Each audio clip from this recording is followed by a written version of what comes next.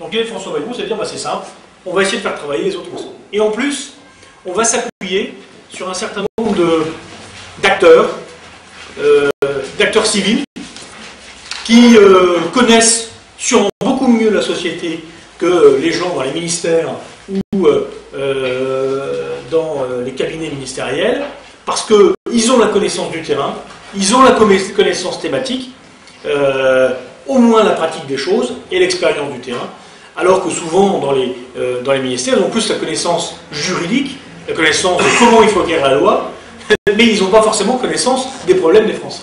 Donc il dit voilà, il y a les deux méthodes, les deux axes sur lesquels je travaillais, c'est travailler tout le monde ensemble et travailler avec tout le monde, et notamment le peuple français, dans toute sa diversité. On est à la fin de la réunion sur le programme de François Bayrou. À votre avis, qu'apporte François Bayrou à cette campagne? Beaucoup d'air, beaucoup de souffle dans la vie politique qui était vraiment un peu sclérosée jusqu'à présent. À voir d'ailleurs les grands partis traditionnels et à voir leurs réactions, on sent bien qu'il se passe quelque chose, quoi. Quand je vois le nombre de militants qui viennent dans les meetings, qui viennent dans toutes les réunions, ce soir encore votre réunion était très bien, franchement on se dit qu'il se passe quelque chose. Donc oui, je suis assez confiant pour dimanche. Bon, évidemment, je peux me tromper comme tout le monde, mais en tout cas, j'espère beaucoup. Donc on a un débat, il y a les habitants en fait, du quartier, enfin et de Roubaix, pas seulement du quartier de l'Homelet, mais de Roubaix entier, ont posé une certaine question. Est-ce qu'il y en a une qui vous a le plus surpris ou dérangé, ou à laquelle vous ne vous y attendiez pas? Bon, écoutez, Roubaix, je connais bien depuis longtemps. On retrouve toutes les questions, évidemment, sur le logement. Hein, et Dieu sait que c'est sensible à Roubaix. On retrouve toutes les questions sur l'intégration, ce sont des questions traditionnelles, ce qui prouve que le problème est loin d'être réglé, Donc oui, c'est vrai, j'ai été sensible à ça. Mais en même temps, je vois qu'il y a des questions qu'on ne posait jamais jusqu'à présent. Et je pense en particulier à la dette de la France, aux promesses non tenues de beaucoup de candidats dans cette campagne. Je pense aux milliards d'euros que tout le monde nous promet. Et je m'aperçois que les gens n'y croient plus, et entre nous, ils ont bien raison. Et enfin, qu'est-ce que vous retiendrez de la campagne 2007 en général, sans forcément penser?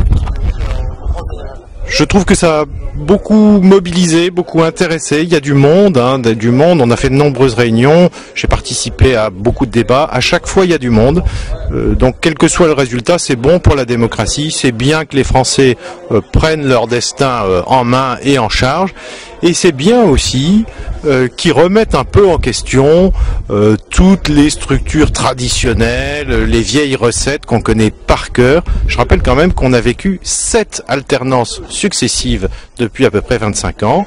Donc une fois c'est la droite, une fois c'est la gauche, c'est la droite, c'est la gauche. Est-ce qu'on va recommencer pour la 8e fois ou est-ce qu'on a vraiment envie de changer? En tout cas, c'est ce que je souhaite de tout mon cœur.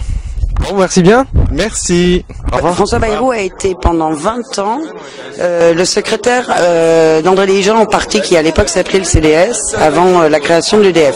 Et François Bayrou est une émanation d'André Léjean. Et je retrouve dans François Bayrou, comme dans Francis Vercamer par exemple, je retrouve l'âme d'André Léjean et ça fait du bien parce qu'il nous manque beaucoup et moi il me manque tous les jours. Mais en plus, je rappelle que 8 jours avant sa mort, François Bayrou est allé voir André Léjean. Et André Léjean, devant moi, a dit à François Bayrou, ne cède jamais. Et François Bayrou n'a pas cédé, il a tenu sa promesse à André Léjean et j'en suis fier. Parce que ce que voulait André Léjean, c'était rassembler. Il l'a fait à Roubaix. Et on peut le faire en France. On peut rassembler, réunir toutes nos forces et sortir de ce pays, de ses problèmes et surtout vivre ensemble, à mieux vivre ensemble. Voilà, c'est André Léjean.